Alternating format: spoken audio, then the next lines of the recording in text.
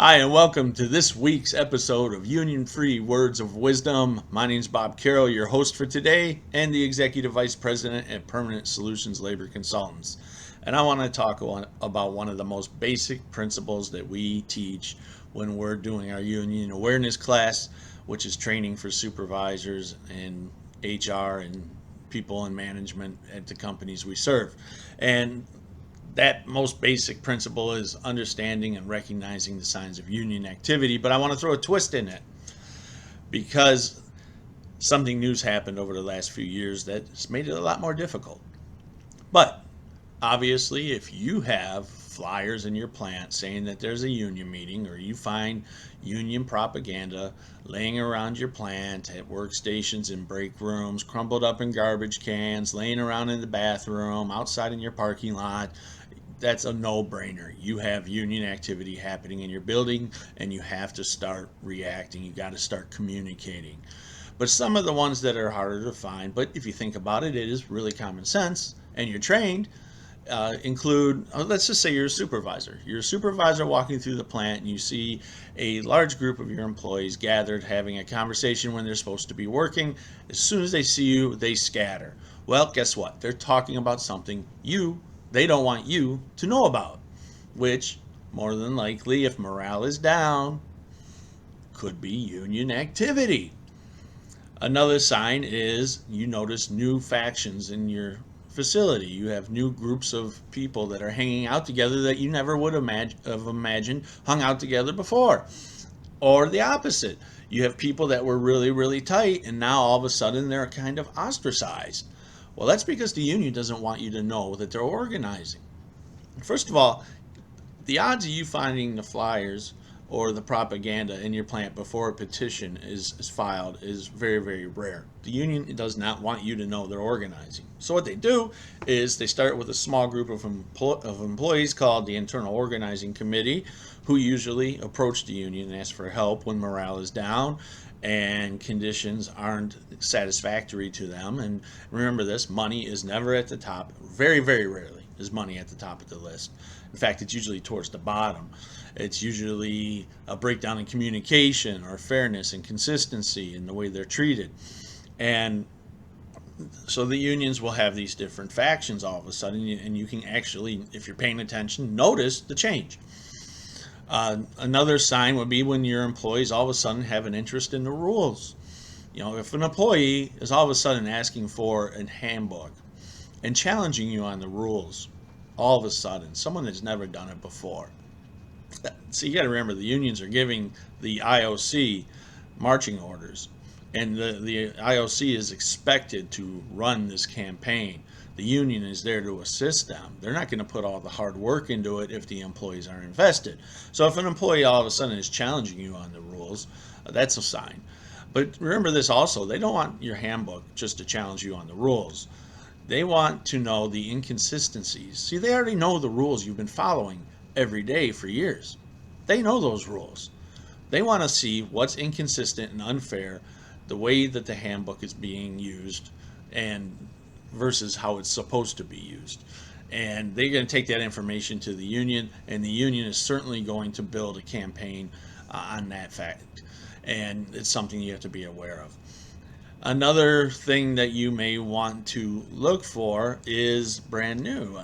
Well, not brand new, but this is becoming such a pain in the behind. It's these things. Because I just said, if you find union literature, it's a gold mine. You know what's going on. You can deal with it. But the unions are starting to use these things. And it started a few years back. We were on a campaign, and an employee came to me and says, "Am I allowed to show you my cell phone?" And employees are allowed to show you their phones all day long. It's legal. You can't ask to see their cell phones. That's a violation of the National Labor Relations Act. But if they want to show you something, they can show it to you. So I said, sure. And it was a text message. And the text message was sent from an employee that was on the job. It was sent just a few moments before she approached me.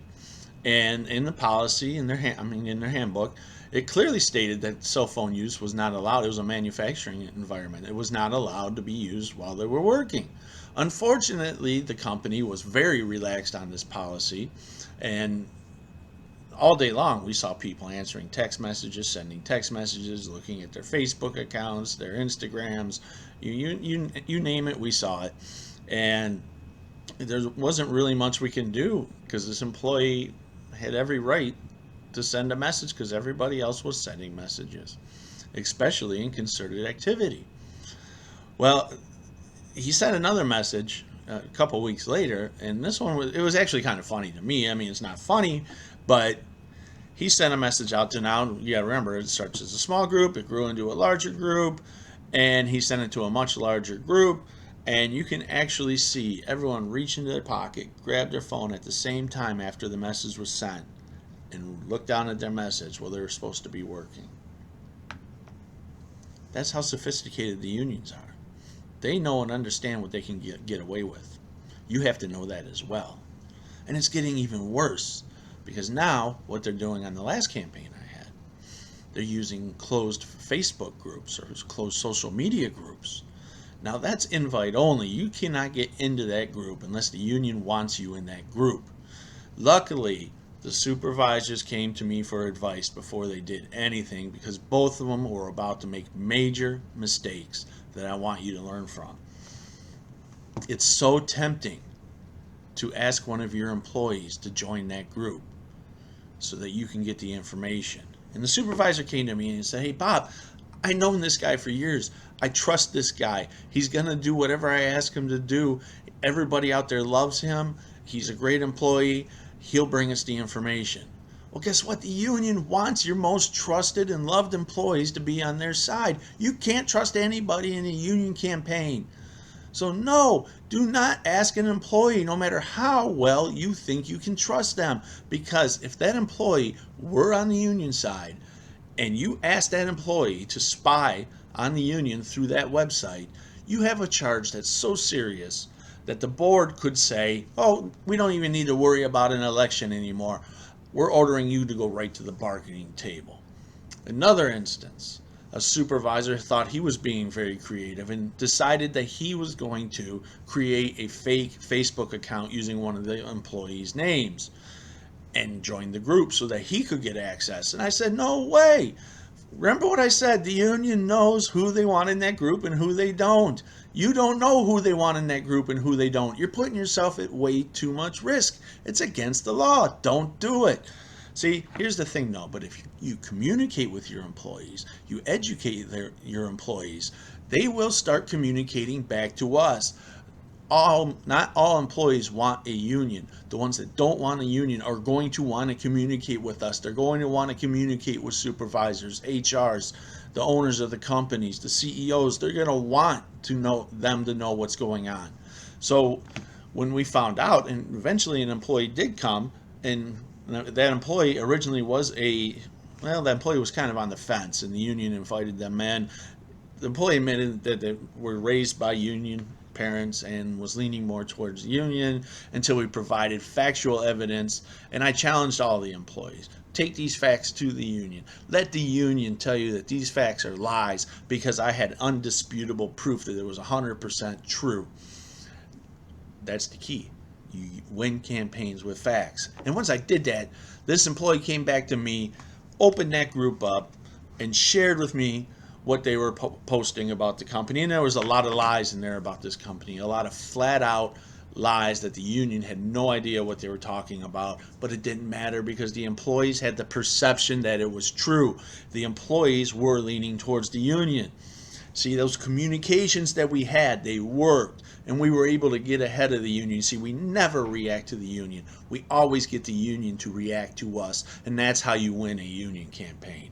So I hope I shared something new. These devices, be careful with them. They are the union's newest weapon, and they're getting better and better at using these things every day. I'll see you next week on Union Free Words of Wisdom.